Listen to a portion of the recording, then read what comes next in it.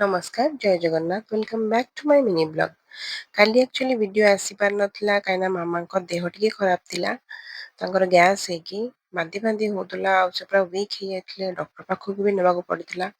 ତ ସେ ଲାଗି ମୁଁ ଟିକେ ଏକା ହେଇକି ଠାକୁର ପୂଜା କଲି, ତାପରେ ପୁଣି ଖାଇବା ପାଇଁ ବନେଇଲି, ମାମାଙ୍କୁ ବି ଟିକେ ଖାଇବାକୁ ବନେଇକି ଦେଲି। କିନ୍ତୁ ତାଙ୍କ ପେଟରେ କିଛି ବି ରହୁନଥିଲା, ଯାହା ବି ଖାଉଥିଲେ ପିଉଥିଲେ ସବୁ ବାନ୍ତି ହେଇଯାଉଥିଲା।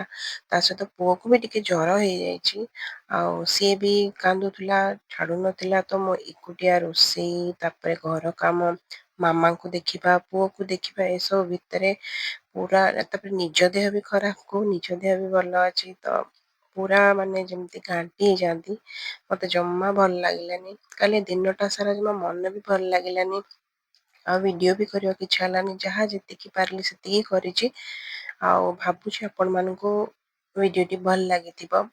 ଆଉ ଯଦି ଭଲ ଲାଗିଥିବ ତାହେଲେ ପ୍ଲିଜ୍ ସବସ୍କ୍ରାଇବ୍ କରିବାକୁ ଜମା ବି ଭୁଲିବେନି ଆଉ ନିଜ ଫ୍ରେଣ୍ଡସ୍ ମାନଙ୍କ ସାଙ୍ଗରେ ପ୍ଲିଜ୍ ମୋ ଭିଡ଼ିଓଟିକୁ ସେୟାର କରନ୍ତୁ।